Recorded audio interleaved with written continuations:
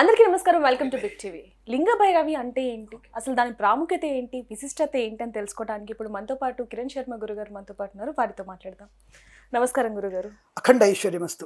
గురుగారు, సడన్ గా లింగ భైరవి గురించి తెలుసుకోవడానికి చాలా మంది ఆసక్తి చూపిస్తున్నారని చెప్పొచ్చు. ఎందుకంటే శ్రీనటి సమంత పెళ్లి జరిగిన స్థలం కాబట్టి అసలు లింగ భైరవి దాని ప్రాముఖ్యత గురించి ఒకసారి చెప్పండి. ఒకటి గుర్తు పెట్టుకోండి, సమంత పెళ్లి జరిగింది కాబట్టి దేవుడికి పేరు రాలేదమ్మా, దయచేసి. అంటే ఇప్పుడు కొంచెం అందరూ తెలుసుకోవాలనుకుంటున్నారు. అదే అంటే మనకున్నటువంటి దౌర్భాగ్యం అంటారు దాన్ని. అంటే ఎవరో ఒక అంటే వాళ్ళు ఏమంటారు, వాళ్ళ పేరు ఏమంటారు, సెలబ్రిటీస్ వెళ్ళి ఒక గ్లాస్ పట్టుకుంటే కూడా అది దానికి రేట్ వచ్చేయడం, కొంచెం సెలబ్రిటీస్ వెళ్ళి ఒక ప్రాంతానికి వెళ్తే ఆ ప్రాంతానికి పేరు రావడం అనేది మన దౌర్భాగ్య స్థితి. అది అట్లా అయిపోయింది మన పరిస్థితి.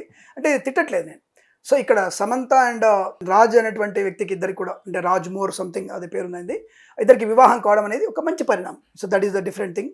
ఇద్దరికి మంచి పరిణామం ఉంది. ఇక్కడ లింగ భైరవి అని అంటే ఏదంటే అక్కడ అనేకమైనటువంటి అద్భుత శక్తుల కలయిక. అంటే అది మొన్న మధ్యనే నాకు తెలిసి 2015లో అది ప్రతిష్ట అయింది అనుకుంటాను. అంటే మనకి ఈషా ఫౌండేషన్ జగద్గురు వారు దాన్ని చాలా మంచి, అసలు నాకు తెలిసి ఆ రోజు 121 మంది బ్రాహ్మణుల చేత అది మంత్రోచ్చారణతో ప్రతిష్ట అయింది. అది చాలా ఫేమస్గా ప్రతిష్ట అయింది. అది అంటే ఫేమస్ మీన్స్ మంత్రోచ్చారణలు, అంటే స్పష్టమైనటువంటి రుద్రమంత్రాలతో నమస్తే అస్తు భగవన్ విశ్వేశ్వరాయ మహాదేవాయ త్రియంబకాయ త్రిపురాంతకాయ త్రికాగ్నికాలాయ అనేటువంటి వేద మంత్రోచ్చారణ మధ్యలో అది చాలా ఒక 5 days పట్టింది అనుకుంటుంది అది ప్రతిష్ట కావడానికి. 5 days పట్టింది. అది చాలా మంచి, అసలు ఎక్కడ కూడా కించిత్ ఇక్కడ మీకు విషయం చెప్పాలి. మనం ఎప్పుడు అనుకుంటాం కదా కుల మతాల గురించి మాట్లాడుతుంటాం.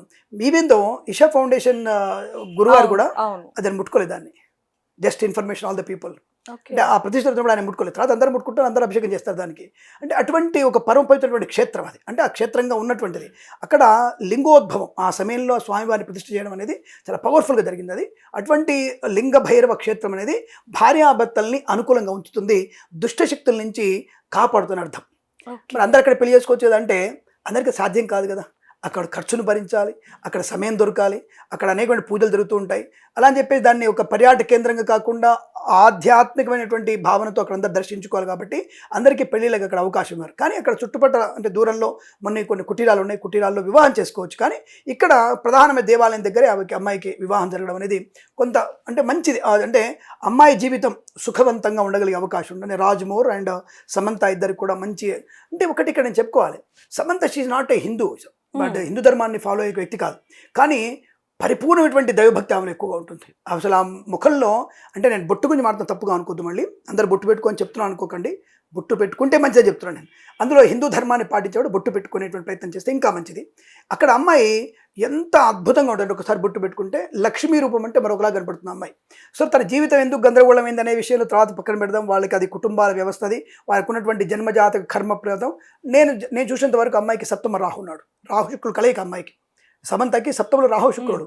అది యాక్చువల్గా ఫస్ట్ అమ్మాయికి ఆ ఎఫెక్ట్ ఉన్నప్పుడు ఏం చేయాలి, మనం ఇది కూడా మాట్లాడుకుందాం. ఎందుకంటే టక్కన ఒక మాట అనేసావు, దానికి పరిహారం చెప్పొచ్చు కదా. చాలా మందికి ఉందంటే, ఎవరికైతే జాతకంలో సప్తమంలో లగ్నము నుంచి రాహు శుక్రులు ఉంటారో ఈ రాహు శుక్రుల ప్రభావం వల్ల రెండవ పెళ్లి అవకాశం ఉంటుంది. అయితే గురుగారు, ఇందాక మీరు అన్నారు అక్కడ ఎవరిని కూడా పెళ్లి చేసుకోవడానికి అనుమతించరు అనేది. అంటే రాజ్ నిడుమోరు అండ్ అలాగే సమంత మరి అక్కడే ప్రత్యేకంగా పెళ్లి చేసుకోవడానికి గల కారణం కూడా మీరు చెప్పడం జరిగింది. అయితే వీళ్ళ జీవితం ఏ విధంగా ఉండబోతుంది? నేను పూర్తి చేయాలి ఆ విషయాన్ని. మీరు రాజ్ నిడుమోర్ గారికి జాతకంలో కూడా అతనికి కుజదోషం ఉంది. రాజ్ నిడుమోర్ గారి జాతకంలో ప్లస్ అమ్మాయికి కూడా కుజదోషం ఉంది. కాబట్టి ఇద్దరికి ఇబ్బంది కలిగింది. బట్ వయసులో కూడా చాలా తేడా ఉంది అనుకోండి. ఐ థింక్ సో 16 సంవత్సరాల గ్యాప్ కూడా ఉంది ఇద్దరికి కూడా. బట్ అయినా సరే వాళ్ళిద్దరి వైవాహిక జీవనం బలంగా ఉండడం కోసం అక్కడైతే వాళ్ళకి ప్రశాంతంగా ఉంటుంది. అంటే ఈషా ఫౌండేషన్ ద్వారా ఉన్నటువంటి లింగ భైరవ క్షేత్రం అనేది అన్ని అష్టదిక్పాలకుల పూజ బాగా చేశారు. అక్కడ అష్టదిక్పాలకులు అవుతున్నటువంటి లింగం కాబట్టి అక్కడ మనం చేసుకుంటే జీవితంలో ఇక మీదట మనకి ఈ నవగ్రహాల యొక్క ప్రభావం లేకుండా అక్కడ మనకి ప్రశాంతంగా ఉండే భావన వాళ్ళకు ఉండవచ్చు. అక్కడ క్షేత్రం ఏమో కూడా అంతే. కానీ అటువంటి భావన వల్ల వాళ్ళు చేసుకోవడం, వాళ్ళ జీవితం పరిపూర్ణమైనటువంటి ఆనందంగా ఉండాలని, ఇంతకుముందు ఇబ్బందులన్నీ కూడా తొలగిపోయి సుఖవంతమైన జీవితానికి అడుగు పెడుతున్నారు. కాబట్టి అలా ఉండడం కోసం ఆయన ఇక్కడ ఒకటి చెప్పాలంటే మీకు, మళ్ళీ వాళ్ళు తీసుకున్న నిర్ణయం చాలా మంచిది. వాగర్ధావ్య సంపృత్తౌ వాగర్ధ ప్రతిపత్తే జగత పితరౌ వందే పార్వతీ పరమేశ్వరవు. అర్ధనారితత్వం అయింది శివుడిది. అర్ధనారితత్వం, తన భార్యని సగభాగంగా పెట్టుకున్నాడు ఆయన. అక్కడ ఆయన దగ్గర ఈ లింగ భైరవ క్షేత్రంలో అటువంటి అమ్మవారి సహితమైనటువంటి ఆ క్షేత్రంలో చేసుకోవడం వల్ల వాళ్ళిద్దరు కూడా ఒకరికొకరు విడిపోనంత అనుబంధాన్ని పెంపొందించుకోవడానికి అలాగే ఉండాలని కోరుకుంటూ వాళ్ళు అక్కడ క్షేత్రంలో వివాహం చేసుకోవడానికి పూనుకుండవచ్చును. అది మంచిదే, శుభం కలుగుతుంది. అయితే గురుగారు అక్కడికి వెళ్ళిన తర్వాత వాళ్ళ పెళ్లి చేసుకోవడం జరిగింది. వాళ్ళిద్దరి జీవితం ఏ విధంగా ఉండబోతుంది ఏంటి? అంటే ఒకటమ్మా, అంటే అంటే జస్ట్ ఆయన నామనక్షత్ర ప్రకారం చూసుకుంటే తులారాశి అవుతుంది అతనిది, అమ్మాయిది కుంభరాశి అవుతుంది. ఈ కుంభరాశికి తులారాశికి ఇద్దరికి కూడా కాంబినేషన్ బాగా ఉంటుంది, చాలా మంచి కాంబినేషన్ ఉండే అవకాశం ఉంటుంది. ఇద్దరి మధ్యలో అన్యోన్య దాంపత్య జీవనం, సంతాన యోగం, తప్పకుండా అమ్మాయికి సంతాన యోగం. ఇక్కడ ఇంకో విషయం చెప్పుకోవాలి నేను, అక్కడ అమ్మాయి ఇక్కడ వివాహం చేసుకోవడానికి కారణం నేను ఒకటి అనుకునే ఏంటంటే, అమ్మాయికి షష్టమంలో కూడా కొంత గ్రహస్థితి బాగాలేదు అమ్మాయికి. ఈ షష్టమ గ్రహస్థితి బాగాలేకపోవడం వల్ల అమ్మాయికి ఒక రకమైనటువంటి వ్యాధి ఉంది, ఆ వ్యాధి తగ్గిపోయింది. సరే, ఇక మీద అటువంటి వ్యాధి రాకుండానికి అమ్మాయికి ఒకసారి అక్కడ వెళ్ళిన తర్వాత నుంచే సంపూర్ణ ఆరోగ్యవంతులయ్యారు అమ్మాయి. అక్కడ వెళ్ళిన తర్వాత నుంచి అనుకుంటా నేను, అంటే ఇది ఎవరో అక్కడ స్టేట్మెంట్ ఇచ్చింది కాదు, అక్కడికి వెళ్ళొచ్చిన తర్వాత తరచుగా వెళ్తుంది అమ్మాయి అక్కడికి. అక్కడ వెళ్ళొచ్చిన తర్వాత ఆ ధ్యానంలో కూర్చున్న తర్వాత అమ్మాయికి ఆరోగ్యం బాగుపడింది. దానివల్ల మేము మేబీ ఆ అమ్మాయి అక్కడ తను వివాహం చేసుకుంటే ఆరోగ్యవంతమైన శుభయోగం, నెక్స్ట్ సంతాన యోగం బాగుంటుంది. ఈ రాజ్ నెడుమోర్ వాళ్ళతో ఇద్దరు కూడా అనుకూలంగా ఉంటున్న భావంతో అక్కడ చేసుకుని ఉండవచ్చును. బట్ చేసుకోవడం మంచి పని చేశారు, అక్కడ చేసుకోవడం వల్ల మంచి అనుకూలతని పొందుకునే అవకాశం ఉంటుంది.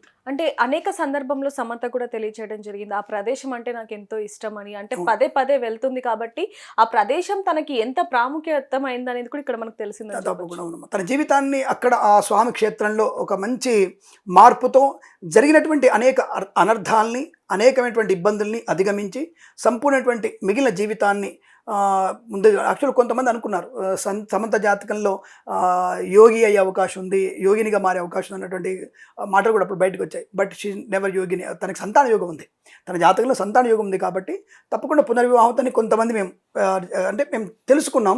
దాని ఎక్కడ ప్రచారం జరిగింది, ఎందుకంటే మేము దాంట్లోకి వచ్చేసి ఆల్రెడీ పాప అమ్మాయి మీద అనేక రకాల రూమర్స్ కాదు, అనేక మంది ఆయన గురించి ఒక బ్రాహ్మడు చెప్పడం, అది కాంట్రవర్సీ అయిపోవడం, నేను ముందే చెప్పాను విడిపోతారని, అది చెప్పకూడదు. ముందే తెలిస్తే ముందు వారి గురించి పూజలు చేయంట. నేను ఇప్పుడు మనకు తెలిసిందే చెడవద్దని, మనమే పూజ చేద్దాం. నోట్ల మంత్రాలు లేవా? ఒక శివుని దగ్గర కూర్చొని శివుడికి అభిషేకం చేసుకుంటూ ఆ ఇద్దరు బావును కోరుకోవచ్చుగా. ఇదే బ్రాహ్మణ అంటే ఇదే లోక కళ్యాణం గురించి పాటుపడాలి. అంటే ప్రతి ఒక్కరు డబ్బులు ఇస్తే బాగుండు అనుకుంటే కుదరదు, నాకు 100 రూపాయలు ఇస్తే బాగుండు అనుకుంటే కుదరదు.